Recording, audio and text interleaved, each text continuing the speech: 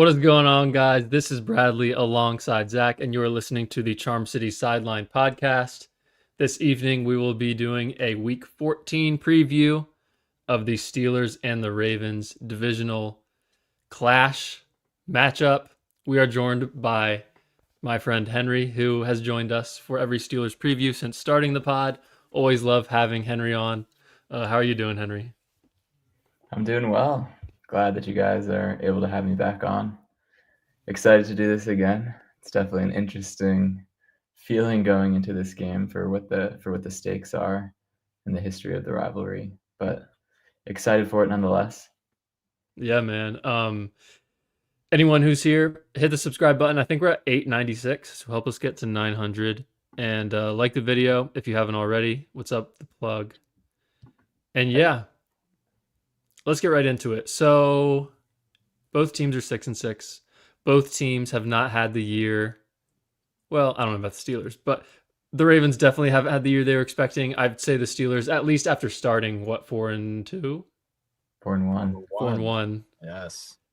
6-6 after 4-1 is obviously not an ideal situation. So both teams dealing with some disappointment here. I guess we'll start with Zach. What are your feelings sort of going into this game? Well, the national media is really funny about this because you have two teams that are totally spiraling. They have no control over really the rest of the year besides these games. Like the rest of their schedule, I think for the Ravens specifically, is pretty difficult. You're staring down the barrel that is possibly not making the playoffs if you lose this game. And I think the Steelers feel the same way, not necessarily by a schedule standpoint. I think they have like Miami next week and a couple guys later on that are winnable, but it's such an important rivalry game. I think Kyle Hamilton said it's the most pure form of football you're going to watch because it's just teams that are going to play by the book and trying to do some basic football things to get the win. No one's going to try and turn the ball over, obviously, or make the big mistake, but both teams are really going to be pushing each other. And it's just interesting every time they play. And with the Steelers, no one's really talking pretty well about them right now. I mean, this bad kind of slate they've had lately, like you said, Brad, starting 4-1. I have questions about them, and I want Henry to answer later on. And I think we're going to get into it, and it'll be a special game. Like it probably will decide the division, and a few big questions regarding both franchises, I think. What are you thinking about going into this one, Henry? Yeah, I mean, it's special in the sense of, again, like the winner is in pole position for the division. I don't know if I necessarily agree that, like, if the Steelers win, that the division is somehow unlocked, but I guess it comes back to what does it mean if the Steelers won? Like, are they turning any sort of corner? Is there something to build upon versus if they lose and they're 6-7 and you're like, well, they've just lost so many games in a row. I don't know what's going to happen. But as a Steelers fan, it's exciting to be in this spot when you think about it, like to get that pole position spot in December for the division, a win over the Ravens anytime you would take that, and a chance to be in the playoffs in a wide open AFC that even the teams that do have good records you aren't necessarily confident in, maybe outside the Patriots. So that's always exciting, and it's sports, and never knowing what's going to happen, especially once you get into these big games, is always really exciting to go into. So from that aspect, looking forward to it. I think once we get into a few of the details, I'm going to be like, oof, maybe not feeling as confident. But when you kind of take the big picture look about what the game means, it's certainly exciting. Yeah, for sure. We mentioned both teams sort of dealing with disappointment, but like to Henry's point, I feel like we've talked about this in the past. Like you can get yourself to be excited for any game unless you're like a terrible team. But like this is a game you can get yourself excited for, and it's most likely going to be close. But if one of these two teams wins by 2 or 3 scores, I think that team is going to feel really, really good about their chances to get in the playoffs and maybe even their chances to win a few playoff games. But I do think if one of these teams wins 18-15 over the other, What team would I you that would be? the Steelers. I don't think either squad would be feeling great about moving forward.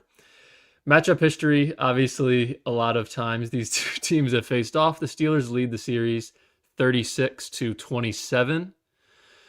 These teams played 3 times last year, sort of going back to the past where they played 3 times almost every year for a little bit there. The Steelers won the first one 18-16, and the Ravens then won 34-17 and then 28-14 in the wild card round. Sort of first time in a while it felt like the Ravens had the Steelers figured out during a season, or maybe even at the end of a season. It's been a while since the Ravens had the Steelers number. It's always felt like the other way around. So that is definitely interesting going into this one. And it's going to be a 1 p.m. kick. Jim Nantz and Tony Romo are going to be on the call. Ravens are now favored -5.5. I think they opened at -7, and it's slowly gone down. Over under 42.5. That is pretty low. 41 degrees and cloudy. Zach, take us through the Ravens injury report. Yeah, it got complicated this week. Lamar Jackson practiced Wednesday. He was limited. So everyone, I guess the media as well, saying maybe Lamar gets a whole full week of practice under his belt, and then all of a sudden doesn't practice today. So totally unexpected. Todd Monken today in press conferences said that he expects Lamar to play, so we shouldn't have to worry too much about it. But on the other hand, wide receiver Rashad Bateman limited, Tez Walker limited, Tavius Robinson limited, Ardarius Washington limited, Nate Wiggins limited. That's a handful of guys that you hope are out there. I think Tavius, and Ardarius have all been ruled out. I don't think they will play, but hopefully someone like Nate Wiggins can be out there, because without him and with how people like Marlon Humphrey have been playing lately, maybe the Steelers get a little spark in the air raid department. And that'd be my biggest name to watch, especially if Lamar is, quote, expected to play. How are the Steelers doing on the injury side of things, Henry? We can do this in 2 parts. So you have sort of season-long existing injuries, and then kind of what the injury report is looking like for guys that have a chance to play or might miss the game. So Deshaun Elliott, you guys are familiar with. He suffered an injury earlier in the season. He's most likely out for the year.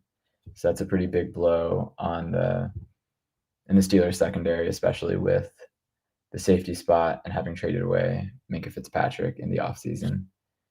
We have some newer injuries that have been pretty big.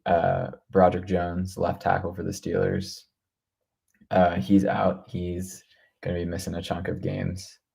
And then on the D-line, Steelers rookie Derek Harmon, also going to be I think he's going to be out. He's on the injury report.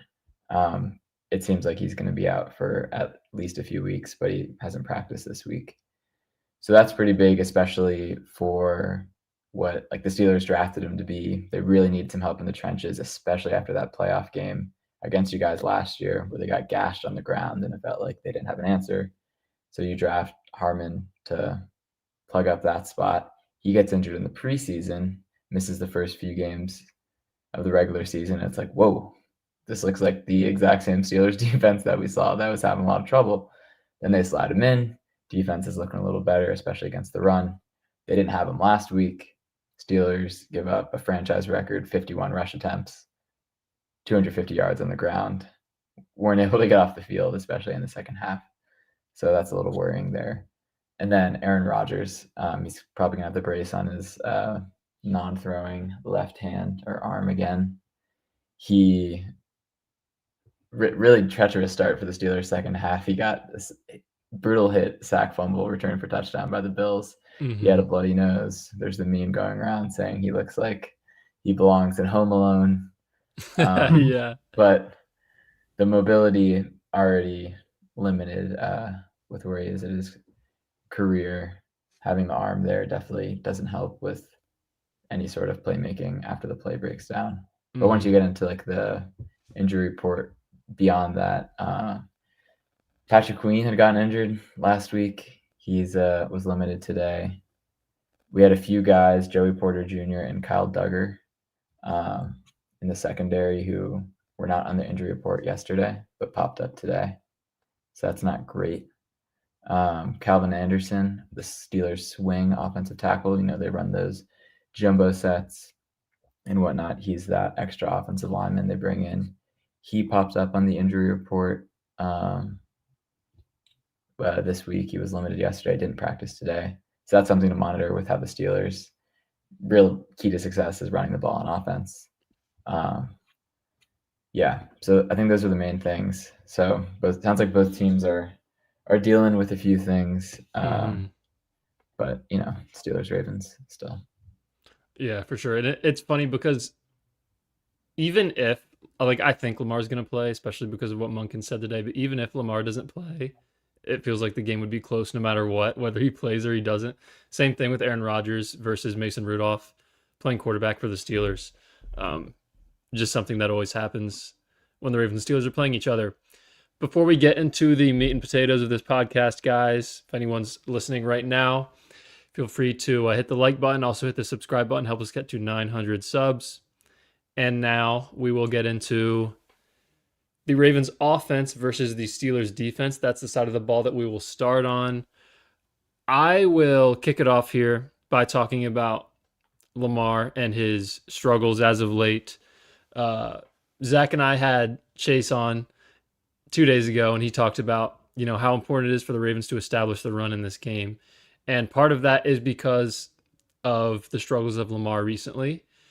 In the month of November, Lamar is averaging 192 pass yards a game. He has a 56 completion percentage. He has 1 touchdown over the last 4 games, 3 picks, and a 69.4 passer rating. No touchdowns in the last 3 starts. That's the longest stretch of his career. And also something else to note, this has been a little bit of the injury issue side of things, where Lamar's been sacked over 25% of his pressure dropbacks this season. That's 5th highest in the NFL. And think about the mobility that Lamar has. He should not be the 5th most sacked quarterback in terms of ratio to amount of times he was pressured. 25% is more than 7 percentage points higher than his career average heading into this season. So really has not been able to get away from pressure. At the same time, probably holding onto the ball a little bit too long.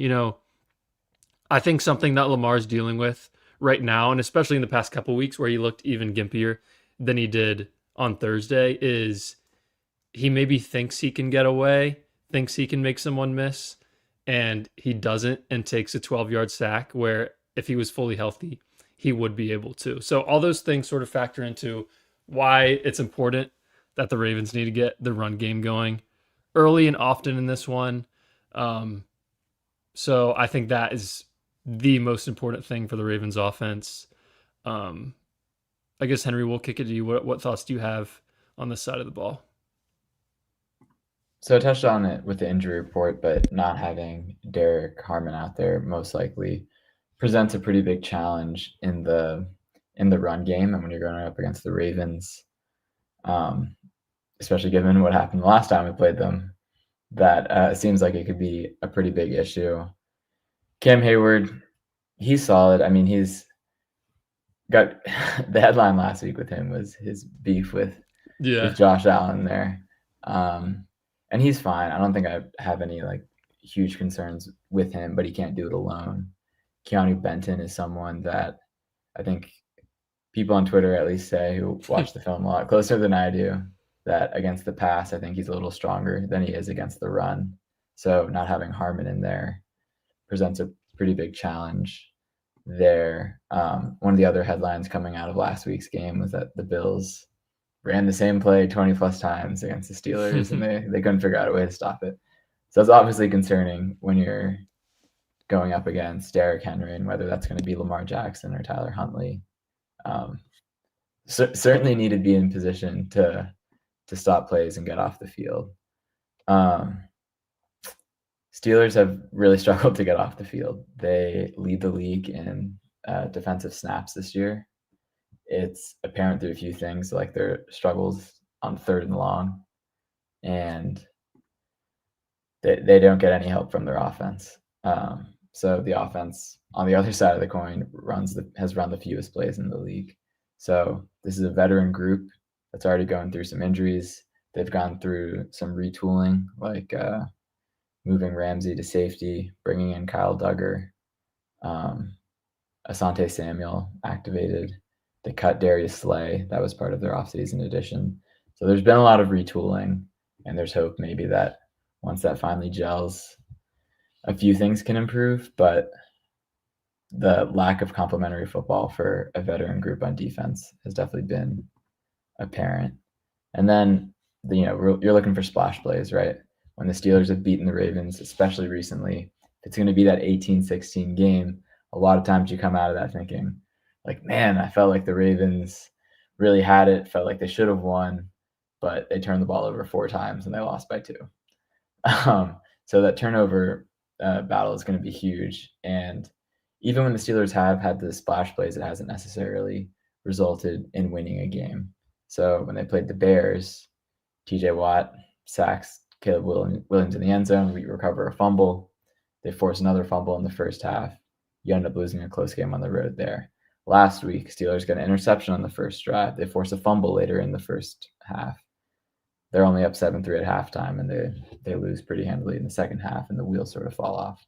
So there's still splash play potential, but it's about getting that complementary football, and Steelers defense has to get off the field on 3rd down. Steelers offense can hopefully do them some favors by extending a few drives. Yeah, and the funny thing with the Steelers' run defense, especially, it feels inconsistent. Like earlier this year, they only allowed 55 to the Colts. That was 45 to Taylor. That's one of the lowest he's had all year. That's an incredible number. Then less than 100 to the Bears, who are the current number 1 seed in the NFC because they might lose it. But then on the other hand, they allowed 9.8 yards per carry to Chase Brown in week 7, 95 yards to Kamani Vidal on the Chargers week 10, and 182 total in week 1. Sure, that's a long time ago. The team has changed, but they've had these ups and downs all year. And now it feels like if Harmon's out, if Queen's banged up, this is just the opportunity to do what Chase Coburn was talking about in our Q&A, which is feed Derrick Henry the ball. Chase shared an incredible stat about Ravens and their actual production and I would say, I guess, efficiency, whether that means their record when they give Derrick Henry the ball or just points. There's no stat that proves otherwise that feeding Derrick Henry is a incredible thing for this offense, especially when Lamar looks slower, is apparently fighting injury. I think the biggest tell from like press conferences today was whenever Monken gets asked about Lamar and his injuries and dealing with them. And he goes, yeah, I'm just proud of how he's still powering through them all. So obviously he is dealing with multiple things. And if that means taking the ball out of his hands a few more times, I think that's plenty okay. Lamar also against the Steelers, besides last year and those 2 big wins, I feel like the Steelers had always been one of the kryptonites for Lamar Jackson. So in this case, where Derrick Henry is the, I guess, catalyst in this, maybe lean on him some more. You did just pay Mark Andrews. Maybe you get him involved and likely involved and just take over the middle of the field and dominate this game that way. But the Steelers defense seems to be in a rut and missing someone like Harmon, who's a key contributor. And I talked to a buddy today, also a Steelers fan, that those kind of veteran guys that Henry was mentioning, the Haywards, maybe even TJ Watt, are older and maybe just regressing a little bit. And maybe if it's just 1 year of regression, then this would be a perfect opportunity for the Ravens to prove that they can win this game and win the division handedly. And I think that's the biggest key, is really getting Derrick Henry the ball and controlling the time possession as much as you can, compared to, I guess, last week where it was a total disaster with that.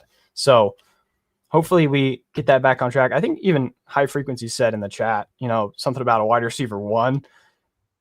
Brad, last week was the first time I have seen Zay not get his like easy money 70 yards in any way possible. Like maybe he gets back on track this week too. So I'm hoping that there's just fixes from last week. It feels like you can't play any worse than last week. 5 turnovers, take care of the ball, like High Frequencies is saying.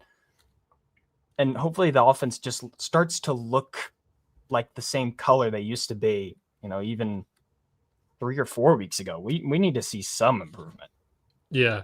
Yeah, and I think something that some people haven't been talking about is if Tez Walker doesn't drop 2 deep passes and if Zay Flowers doesn't have that OPI called on him, Lamar has about 150 more yards and 2 or 3 more touchdowns against the Bengals. I understand everyone drops the ball. Every team has a game where players drop the ball, but there were basically 2 dropped 50-yard bombs and the Zay Flowers OPI that would have been a 50-yard touchdown. So that's And the something likely to fumble. yeah, and the likely fumble that takes a long touchdown off Lamar's stat sheet.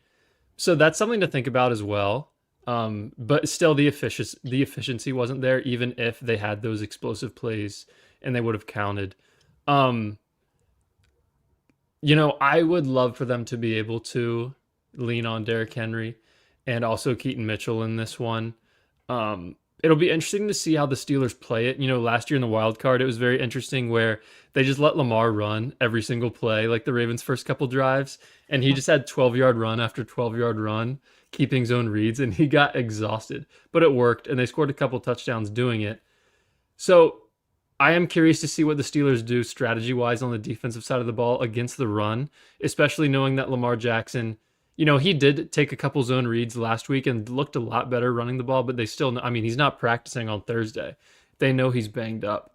So I'd like the Ravens to go under center a lot and, get some play action going. I think, Henry, Zach, and I were texting this morning about how it feels like Lamar's kryptonite is sort of, he's fine when the O-line is okay, but if the O-line's bad, like Lamar is really bad. That's just how he works. And it's been bad for a while now, and I think that's why he's not seeing the field very well.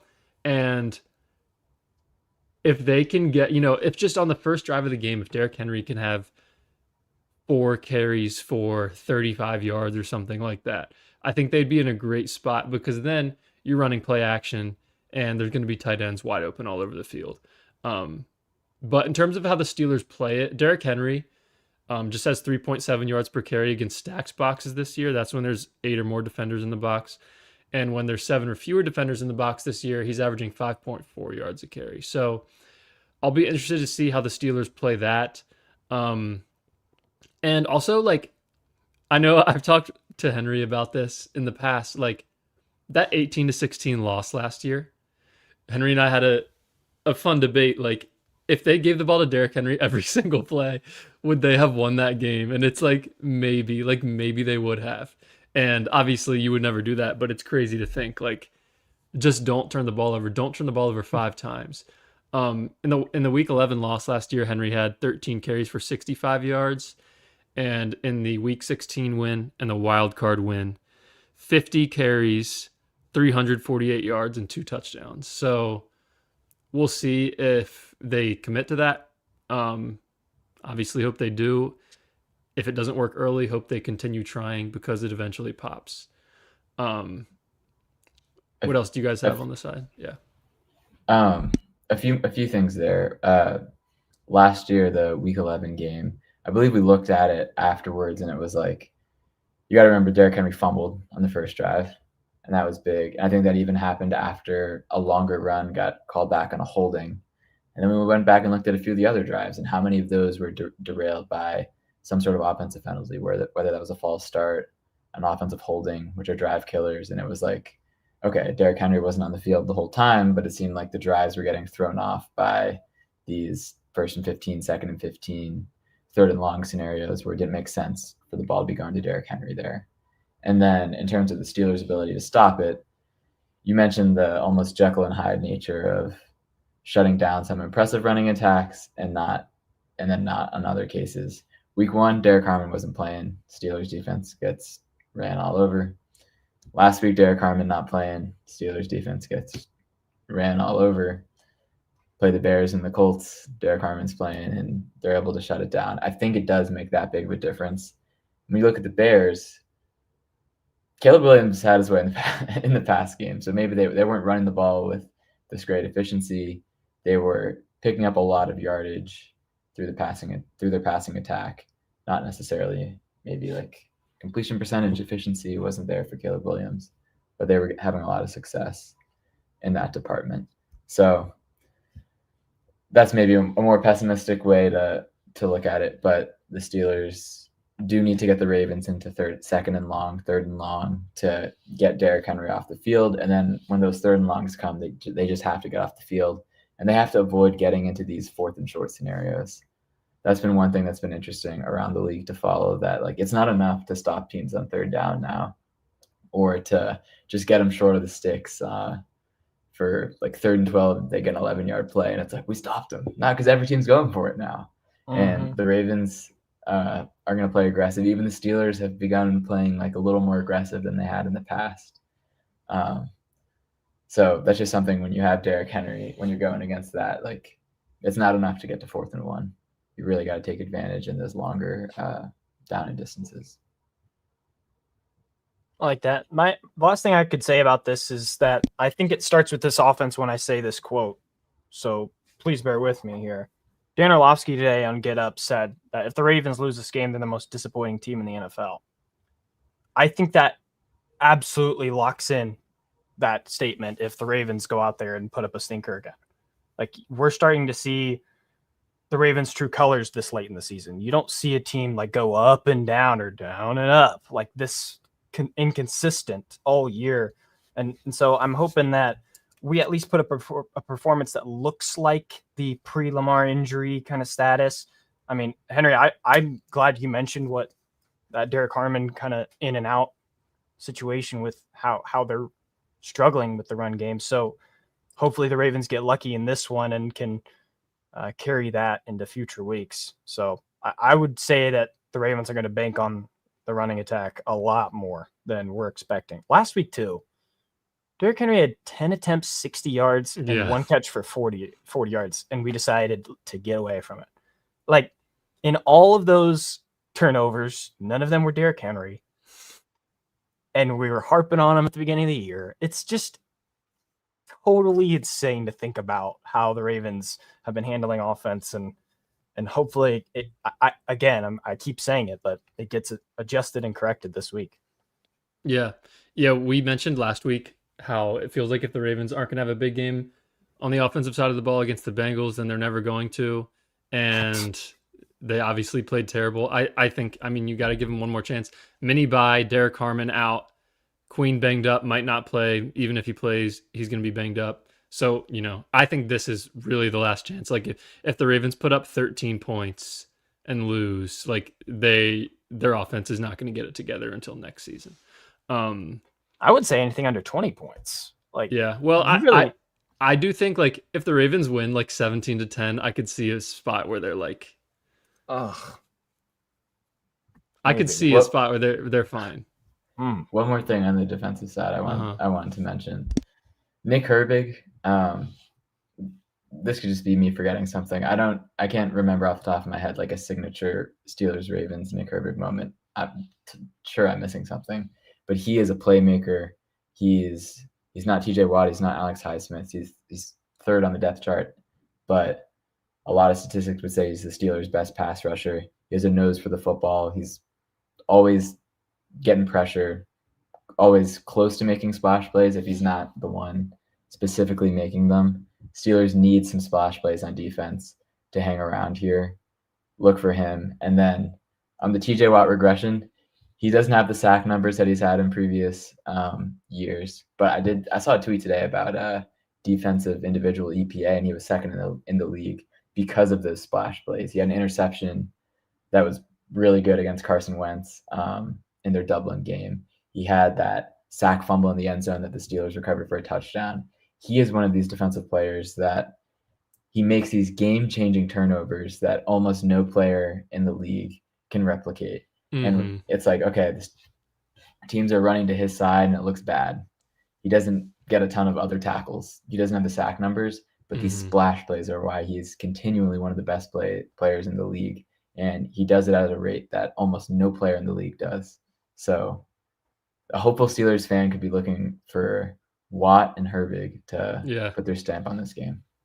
Yeah, if it does come down to the wire and the Steelers end up making a play on defense, it usually is TJ Watt, and it probably will be TJ Watt. So definitely a good point there.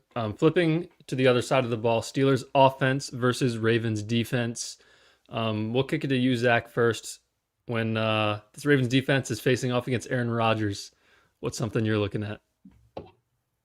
Well, there's a couple of stats, right? The Ravens last week in red zone efficiency held Cincy to 1-6. Like they were pretty good. We can note that the first half of that game was field goal after field goal after field goal, and the Ravens defense would have felt as a fan pretty good about that start, hoping that the Ravens offense could turn it around later in the game. But then on the other hand, with the Steelers offense, hey Chris, appreciate you for becoming a new member. Shout out. Steelers passing yards per game in the last 2 weeks is an average of 133.5. Like, I think Rodgers banged up is sad. I'm honestly an Aaron Rodgers fan. I have been for a long time. Mm-hmm. And with that, coupled with the part that they just don't have this incredible rushing attack, or really, no offense to the guys, incredibly dynamic running backs, that Aaron Rodgers has regressed in a way. And also alongside that, I go to the image of DK Metcalf and how he has, again, I don't want to call him out for it, but just taking a step back as a player. That might be because he doesn't have the greatest guy next to him as in a receiving threat because of the last couple of years they have. But with an addition, I guess, of Adam Thielen, with emergence of Darnell Washington, they've gotten kind of help from those departments. So I think you guys are laughing a lot. Is it me? What? No, Adam just Thielen. Like, Adam just Thielen. Like when Adam Thielen is Again, headlining your I know attack, it's just not the best look. I'm fully welcome to be proven wrong. Like, please. I'm not sitting here debating that Adam Thielen is an elite guy. I was puzzled by it too. So it just feels like Aaron Rodgers is taking a step back, not having the get open guy, an elite route running type of guy that he has really the last, I guess, 6+ years as a quarterback that he doesn't have with the Steelers. So I hope they have some kind of a turnaround in that way, just because I root for Aaron. But there really isn't a big, heavy downfield attack that you might have gotten with someone like George Pickens that you're seeing in Dallas. You're not airing it out to DK again and again and again. Again, I'm going to Dan Orlovsky about this, but he mentioned that last couple of years in DK, he's averaged about 11 yards a catch, and this year it's almost 6. Like it's just a total step back, and maybe that is, the Arthur Smith kind of offense and getting a bunch of guys involved, but I feel like they would really benefit from letting DK baby the likes of Marlon Humphrey and company. Yeah, I mean, the yards per catch definitely down, and that's with that long touchdown he had at the beginning of the year against the Vikings. So you never want to be pulling stuff out of a season-long sample size, but you can imagine without that what it might look like. And it's no secret the Steelers' passing attack is lacking. I think the stat on Twitter was that they went the entire month of November without completing a pass 20+ yards downfield. And then it was like, Jameis has 5 of these in one game or something. I bet he does. So that's been a huge part of the Steelers' offensive struggles, is that they are unable to throw the ball downfield recently. And part of that's on Aaron. He's missing more throws than I think you're accustomed to seeing him miss.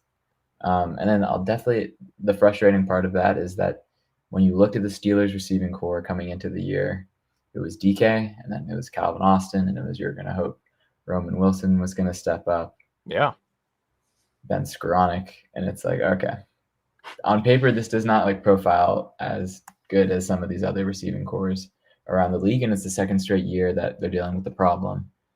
And you add in trading away George Pickens. We can talk about that later, whatever. That's all just bubbling frustration. The Steelers, they have 3 tight ends that they, in theory, really like. Darnell Washington has become more and more incorporated in the passing game. Love getting him involved. Then you look at Johnny Smith and Pat Freiermuth. Pat Freiermuth, I think if you exclude games at Cincinnati, where he just loves to ball out, the Steelers do not get him involved as much as you'd think they would, especially given this extension they gave him last year to keep him in town longer. And then Johnny Smith the production has been disappointing. There's a play floating around from last week where Aaron Rodgers missed him wide open on a mesh route that could have gotten him going, but they'll try a jet sweep with him every once in a while. They try these short passes to get him involved, but the Steelers' downfield passing attack has really struggled, and they go 3 and out so many times. And some of that is because if you get into 2nd and long, 3rd and long, when you don't have that downfield passing attack, you are just not going to convert. They go 3 and out all the time. Another stat that floats around that I swear I've seen on every broadcast the last few weeks is the Steelers haven't scored more than 7 points in the first quarter in over 60 straight games. So did you say 60? 60? Yes, I think it's like 61 or 62. Oh my god! Yeah. Yeah. So that's one of those. I thought you were going to things say 6. I was No, like, if we extend into the big picture, and people are like, why are Steelers fans frustrated with Tom? And it's stuff like this where it's been going on for so long, and maybe you don't know the stat off the top of your head, but like since 2019 when Ben got hurt and it was Rudolph and Hodges, it's like every game has sort of felt the same, where like you're going to be lucky to score 20 points and you're trying to hold on. Last week they scored 7. And so that's been a stat that's been frustrated. The running attack has been the main bright spot for the Steelers. They've run so many plays out of this jumbo set where they've brought in Calvin Anderson to be that 6th offensive lineman. And then you got Darnell Washington, who's offensive lineman size. He might be bigger than our tackles out there to then block. So you got like 7 lineman types moving in space. And they have a pretty good EPA and success rate on run plays. The tricky part is when you get stuffed or when you get a holding penalty, then it's like, oh, now we're in 1st and 20. Now we're in 2nd and 11, and we are struggling throwing the ball down the field. So if you run it again and it's 3rd and 8, what are you going to do? So that's a big thing to look at, especially if you go back to the injury report. Calvin Anderson popped up there, and they're already down their left tackle, Broderick Jones. So those are things to watch there. And I know you guys are dealing with like a Nate Wiggins injury and some other things, but it's like, do you stack up secondary versus receiving? And just Steelers love to throw the ball short. You got Kyle Hamilton floating around there. That's not the position you really want to be in. And one more thing, I think the Steelers lead the league, at least in percentage of passing yards that have come as yards after the catch. Yeah. Wow. And, that's a testament to the type of guys that they do have, like a DK Metcalf, Jalen Warren. Kenneth Gainwell has been really impressive in his production. Even Darnell Washington is pretty good. You get him out in space and he's running people over. How do you tackle? Yeah, what the heck? But they haven't been able to mix in that down the field passing attack that would open up a few other things. And then what I said earlier, they've run the fewest plays on offense in the league. They're going 3 and out in a lot. They're not getting a ton of production there. So you got to stay ahead of the chains, try not to have these penalties, and hope something can happen there. What's up, Prime Trust? Yeah, Henry, per Next Gen, 70.6% of Aaron Rodgers' passing yards have come after the catch. I don't know who is second, but the second quarterback is around 60%. So massive jump there in between 1 and 2. Rodgers also 5.8 air yards per attempt, which is the lowest among all qualified quarterbacks. And that's his lowest mark since 2016. It's actually interesting that it's not his lowest mark of his career. I feel like Rodgers is one of those guys that's not afraid to check it down and take what's in front of him. So I feel like some of those years, even when he was really good, that might have been pretty low. But like Henry mentioned, just not too many explosive plays coming in the passing game. The Steelers run game, Henry, you mentioned how it's been like, because I was looking at all of the metrics of the Steelers run game and I was getting like sort of confused. because some of them were like very different. Like you mentioned, their EPA and success rate are both good. So they're like pretty efficient, but they are 28th in runs of 10 plus yards. So not too many explosives, and rushing yards before contact, they're 29th, and they're just 25th in yards per carry. So like they can get it done over the course of a game, but they're not going to be ripping off 17-yard run, 22-yard run over and over again. It's kind of like scratching and clawing their way to having a decent run game performance, which we wish the Ravens would attempt to do. But Zach, you mentioned Jaylen Warren earlier, and I would say he's my X factor for the Steelers offense because going back, Henry, was he a rookie in 2021? I think he was. Maybe. The Ravens game versus the Steelers when Lamar missed the 2-point to Andrews when TJ Watt was up there pressuring him. I don't think I knew who Jaylen Warren was before that game. And there were so many. It might have been 2022. I think 2022 was his rookie 2022. year. He just signed an extension. 2022, the game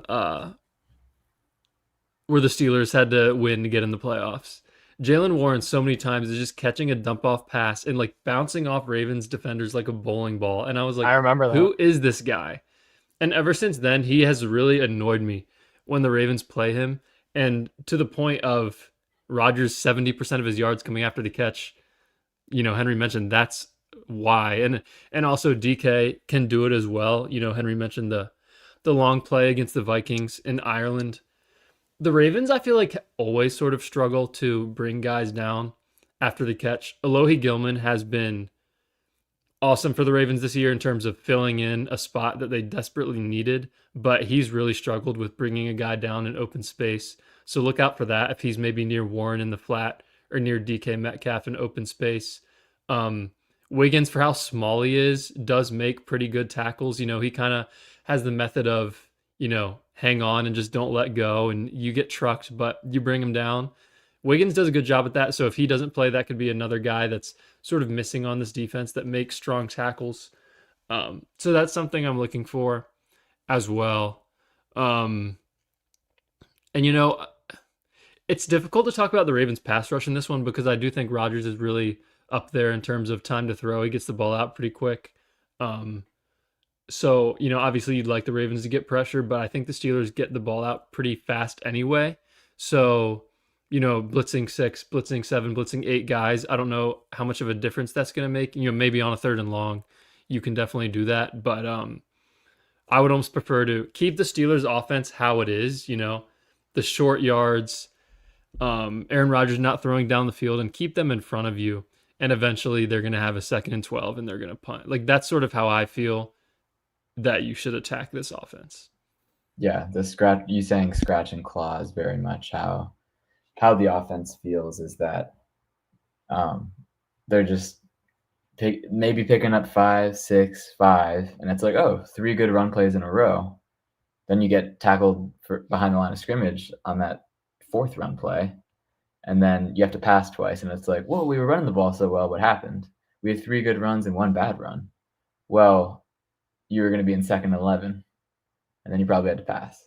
And then so that's where you see like yards per carry down, success rate up. Because 3 good plays, 1 run play, but you're not having the great play. You also don't have a mobile quarterback. Yeah. So if teams have a mobile quarterback, how easy is it to get a 10-plus yard run? Not like that's an extra on a pass play. You can get a 10-plus yard run. You can get a super explosive run from that. You can do a lot of things there. So Steelers are missing that, and then sometimes it feels like some of these bad decisions, turnovers come when there maybe isn't a blitz.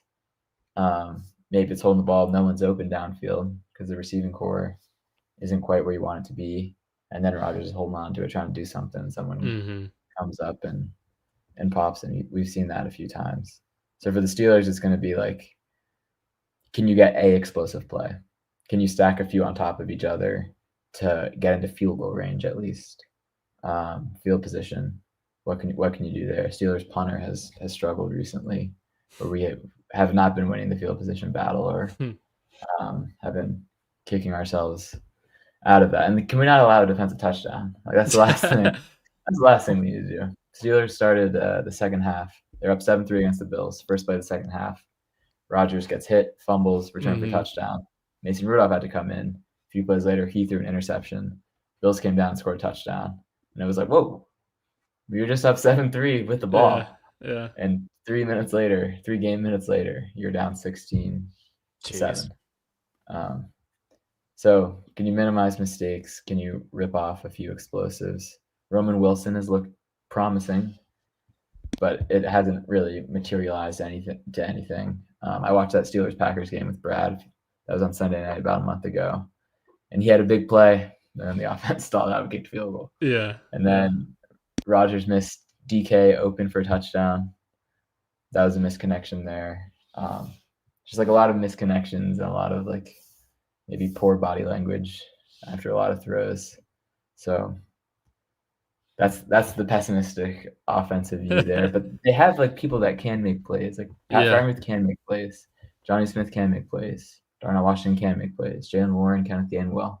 They've been really impressive with the opportunities. Steelers have not run enough of these plays to make them. They haven't capitalized in some of the scenarios. So this would be a great turning point in the season to start stacking that and getting a big win here and being able to close out the season strong. Yeah. You got anything else, Zach? Yeah, I have a question that's just bugging me that I have to pose to Henry, because in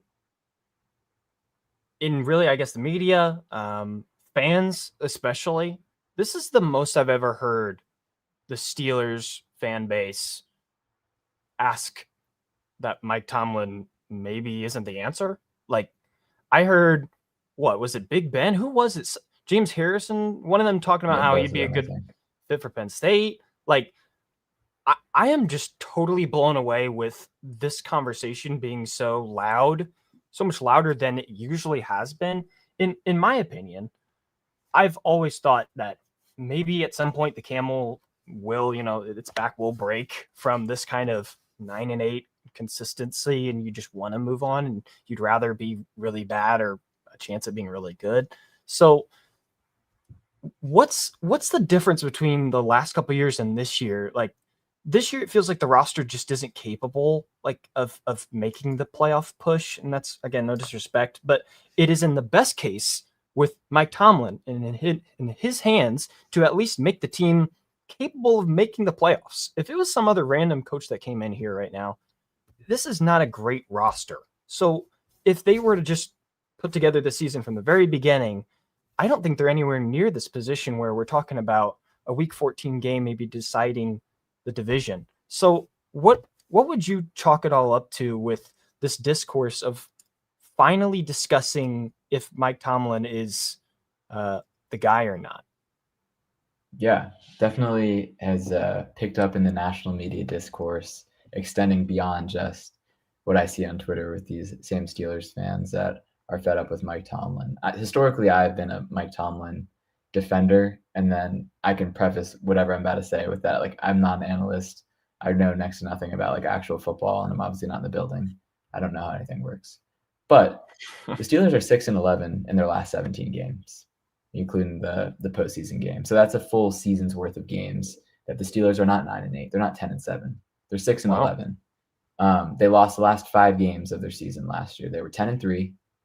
They then lost the last 4 games of the regular season.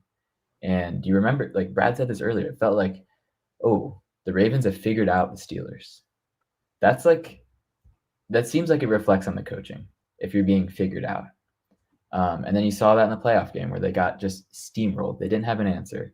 And they had, like, the quote the Steelers fans that are fed up with Mike Tomlin throw around is like, highest paid defense in the league, and you can't get it done.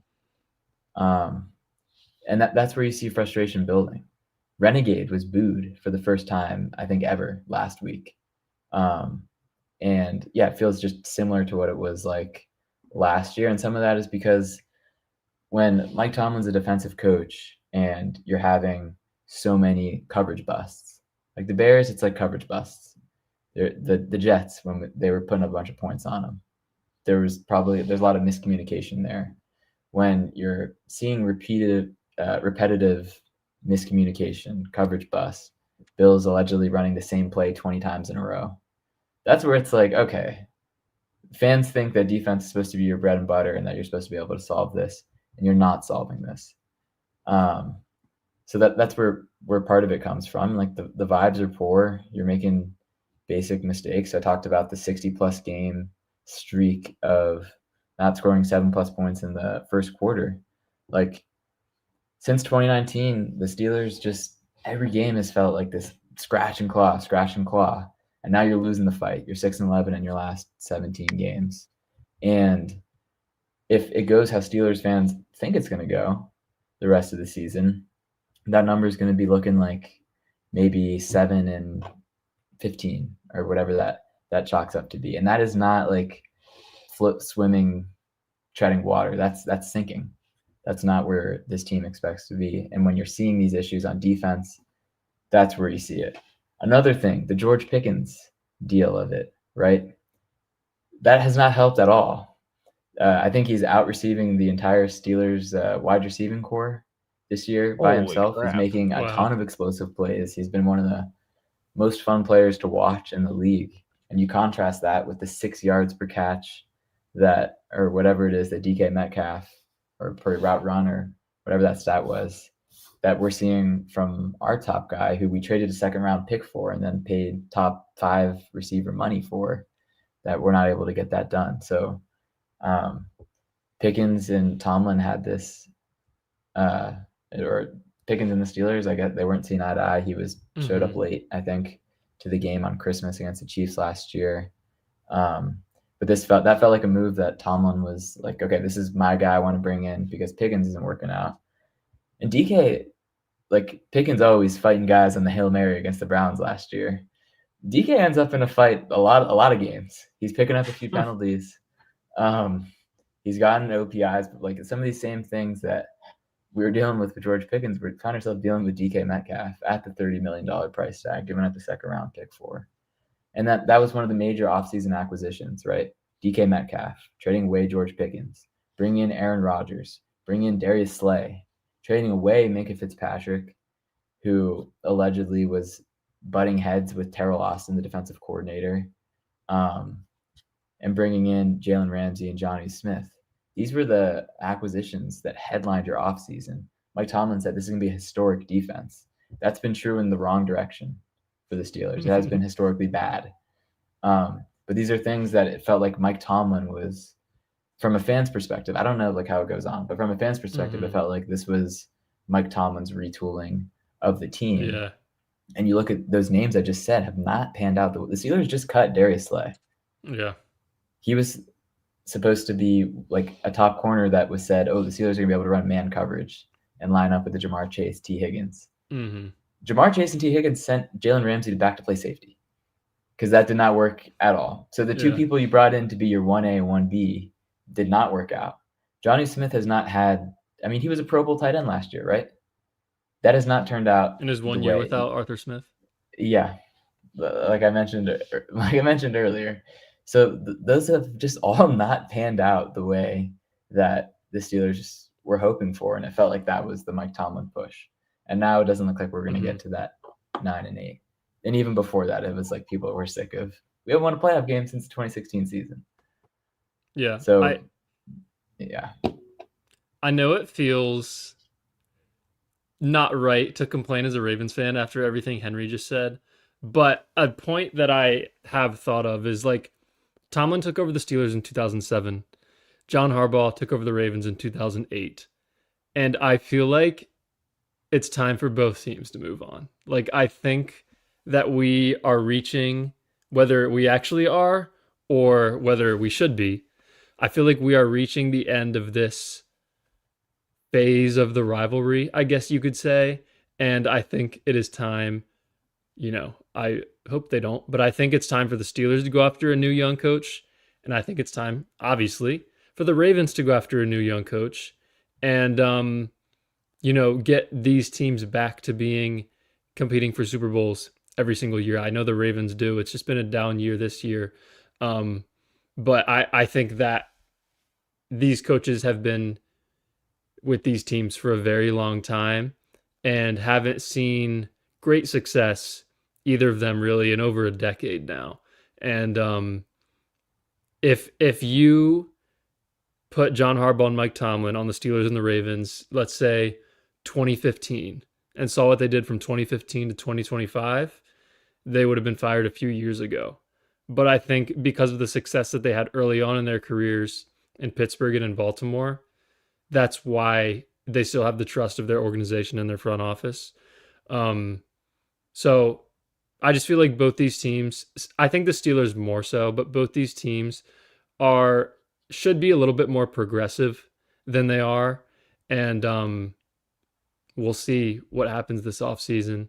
Um, in terms of the long run, maybe the team that loses this game has a better future for them. That's been one of the most interesting things coming into this game is that I don't think you can imagine a Steelers-Ravens December matchup that people are saying will decide the division, where both teams are hoping that they lose so they can fire their head coach. Or not, that's not like every fan, but that is like a sentiment that I'm seeing more and more that is like hard to imagine given the stakes, given what this rivalry means. But it's where we are, and it's like something I was thinking about coming into this, but then I was like, I would rather lead off to be like a little more optimistic because of how wide open the AFC is, because it's sports, and like if either of these teams won the Super Bowl, I don't think you would have wanted to have spent the entire season being like, man, this season sucks. Like, man, I want to fire our coach. This is not going well. Like, that's probably not how you'd want to think back. You don't want to be miserable the entire way through. And that's kind of how I try and go in between the games. And then once the games start and you get into like seeing some of the same things happening, it becomes like, yeah. But yeah, it's been tough. Quarterback play, I think, for the Steelers is just fallen off a cliff. That's where I would differentiate the Steelers and the Ravens, where like the Steelers have not had MVP level quarterback play. They've had probably the opposite, you could say, and that might be the defense of that. But these repetitive, almost chronic defensive struggles and like miscommunication and feeling like you're getting outcoached on that side of the ball is where it seems like the message might be getting stale. And that's not to say like, because again, I don't know what Tomlin is doing, but so many former players have positive things to say about him. James Harrison is not one of them. But so many former players and players that are in the league, they want to play for Coach Tomlin. They want to do this. They came to the Steelers because of Coach Tomlin. I don't know exactly how that translates to the on-field product, but it definitely feels like something is getting stale within the locker room there. Zach, before score predictions, anything else you want to add? I don't think so, man. All right, guys. Score predictions. I'll just kick it off real quick. I'm going to go Ravens 20, Steelers 16. I think this is going to be a classic game between the Ravens and the Steelers. The Ravens offense, to me at least, proved last week that against the worst defense of all time, they still couldn't get it going. So against a defense that's a little bit better than the Bengals, why would I predict them to score 35 points? Will I be shocked if it happens? No. But that's what I'm going to go with right now. I think the Steelers have more than a couple field goal drives, maybe score one touchdown. But I think the Ravens are probably just going to score one more touchdown instead of kicking the field goal that the Steelers did, something like that along those lines. Maybe Lamar makes a play. Derrick Henry has a nice run. Keaton Mitchell makes a play. And I think the Ravens win by, somewhere between 4 and 7 in this one. What you got, Zach? Yeah, like the whole conversation we had with, running the ball and getting Derrick Henry the touches. And I even saw him talking to the press today and him getting asked if him being, like I say in quotes, taken out of the game plan by the end of last week was important to him. And he said, no, I honestly think I need to do better on some of those touches. A couple of those I could have taken to the house or gotten a few more yards on. I think I'm just ready to see this team swing to a Derrick Henry identity instead of a Lamar Jackson identity. And whether that's just for 1 week, I think that's okay. If it's for the rest of this year, I also think that's fine. The one guy that I think hasn't really taken any step back is Derrick Henry. And now that we have a chance to, again, play against the defense that has struggled on this side of the ball, I think you have to ask Derrick Henry to be the one to go up on the throne and take the AFC North. So hopefully we can lean on. I think I just muted. Sorry. Something with Derrick Henry and him taking over. So I think we win. I still think it's a lot more points than what we're used to or what we're hoping for. It's probably like a 25 to a weird 17. Like it's always weird numbers with these. And again, like we said with that crazy 18-16 game, you're playing into the Steelers' hands if you score anything less than 20, and you're going to have to score over it if you want a chance to win this game. Yeah, I agree with that sort of sentiment. I think it's interesting hearing you say like we don't want to play through Lamar Jackson, we want to play through Derrick Henry. Then I'm just thinking about like, well, like, are you running the ball on 2nd and 12, on 2nd and 15 if you got like a holding penalty on 1st down? Like, it's tough to say that. Like Jonathan Taylor, oh, we want to play through him. Well, when Daniel Jones has a broken foot or whatever it is, and you get caught up, like you're not able to do that as much as you want to do sometimes. I think for the Steelers, I expect to see a lot of Chris Boswell out there. Yeah. I feel like you could pencil in almost like 3 or 4 field goals. Mhm. That's 12 points, maybe a touchdown. That puts him at 19. Yeah. So if I'm trying to build that out, it's like, okay, Steelers have 19 points, and then the Ravens, I just feel like when they get into the red zone, I don't know how you guys are doing in the red zone this year, but if the Steelers have an inability to stop the run, and you can expect 4 down territory if it's 4th and short in the red zone, like I don't know if the Steelers can match up against that and force and get stops there. So I guess maybe my score prediction might be Ravens 24, Steelers 19. Yeah. I don't know exactly how it's going to shake out because so many times the Steelers have like you force a Derrick Henry fumble on the first play of the game, on the first drive of the game, and it's like, okay, we're doing one of these. Yeah. Or is it like what the playoff game looked like, and you're like, this is what we're doing. Yeah. Yeah. So it's kind of hard to know which way it's going to shake out, but obviously hopeful that the Steelers are going to win. I am not in the camp of wanting the Steelers to lose so we can do whatever, because, and one is just because I want to win. I want to have hope that we can make it to the playoffs and go on a run or something. 2 is like, if the Steelers lose, like Tomlin's contract is not up at the end of this season. I don't think the Steelers would fire him. Yeah. After this year. So and it's like, okay, draft position. I don't know what we're gonna do. I would rather just focus on like a real solid chance you have to get into the playoffs. Yeah. And go on a run with Aaron Rodgers, who's not a bad quarterback to try and go on a playoff run with, I would argue, in a wide open AFC. And I think you could say the same thing about the Ravens, that like if Lamar Jackson is out there, you like to take your chance against really any team you're gonna play against. So I think that's the optimistic way to look at this matchup, the stakes of this matchup, and I'm excited. I mean, Aaron Rodgers entering the Steelers-Ravens rivalry, that's a new one. That's something maybe we can look back on and think is pretty cool. So we'll see. Yeah, man, we'll see how it all plays out. Great conversation, as always, with Henry talking Steelers-Ravens. We appreciate you guys so much for being here tonight. Make sure to like the video, hit the subscribe button, help us get to 900 subs. Guys, if anyone's watching right now and not subscribed, we'd really appreciate it. Thanks so much, Henry, for coming on, talking Steelers with us. And we will see you guys next time, hopefully after a Ravens win. Peace. Peace.